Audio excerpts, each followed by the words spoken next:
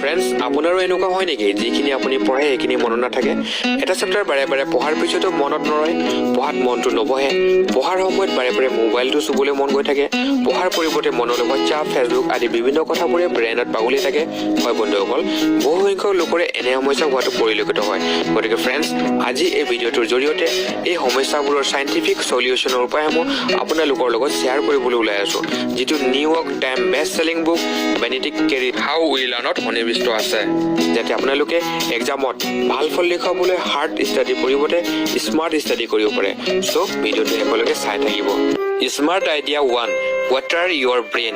এজোপা গছ পুলিৰ গ্ৰথৰ বাবে সপ্তাহত মাত্ৰ এদিন 1.5 ঘণ্টা একেলেঠাৰে পানী দিয়াৰ পৰিৱৰ্তে সপ্তাহৰ প্ৰতিদিনে 5 মিনিটকৈ পানী দিলে বেছি লাভদায়ক হয়।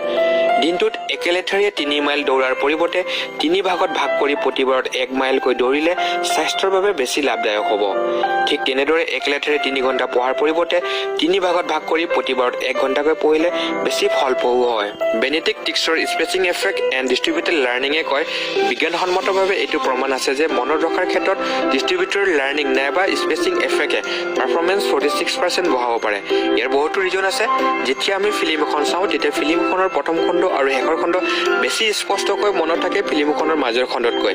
এনেকুৱা হয় যে কোনো এটা ছেছন আৰম্ভ কৰাৰ সময়ত আৰু শেষৰ সময়ত কনচেন্ট্ৰেশ্যনটো সদায় পিক অৱস্থাত থাকে। সেইবাবে যিকোনো এটা ছেছন যিমানে ছুটি হ'ব সিমানে ব্ৰেইনত ষ্ট'ৰ হ'বলৈ সক্ষম হয়। দ্বিতীয় কাৰণ হৈছে আপুনি কোনো এটা বিষয়ে পাহৰাৰ পিছত যিমানে কষ্ট কৰি মনত পেলাবলৈ চেষ্টা কৰিব সিমানে মেমৰিত সেই বিষয়টো পাৰ্মানেণ্টলি ষ্ট'ৰ হ'ব। যেতিয়া আপুনি মাজে মাজে ব্ৰেক লয় তেতিয়া কিছুমান বিষয় পাহৰি যায়, যিটো আপুনি ৰিকল কৰিব লগা হয়, আৰু ইয়াৰ দ্বাৰা সেই বিষয়টো ব্ৰেইনত পাৰ্মানেণ্টলি ষ্ট'ৰ হৈ পৰিব। Smart idea 2, untested fluency is an illusion. এনেকুৱা বহুবাৰ হয়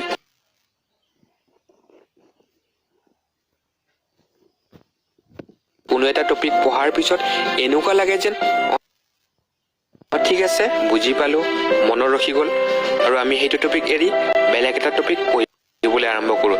কিন্তু যেতিয়া সেই টপিকটো এক্সামত আহে সেই বিষয়টোৰ ওপৰত আমি বহুবাৰ চেষ্টা কৰিও মনত পেলাব নোৱাৰা অৱস্থা হয়। ইয়াকে ফ্লুৱেঞ্চি ইলিউজন বুলি কোৱা হয়।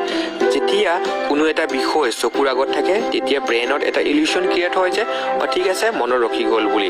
আচলতে সেইটো বিষয় মনত নাথাকে। গতিকে এটা বিষয় চাই 4বাৰ পঢ়াৰ পৰিৱৰ্তে এবাৰ ভালদৰে পঢ়ি কিতাপখন বন্ধ কৰি সেই পঢ়াখিনিক 3বাৰ ৰিকল কৰিবলৈ চেষ্টা কৰিব লাগে। তেতিয়া ব্ৰেইনত অতি সোনকালে সেইখিনি ষ্ট'ৰ হৈ পৰে।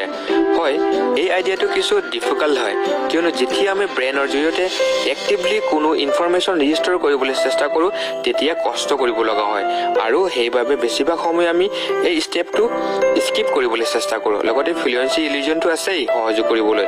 গতিকে আমি এই ট্ৰেপটো এভইড কৰিব লাগিব। 20% ৰিডিং, 80% ৰিচাইট কৰিব লাগিব।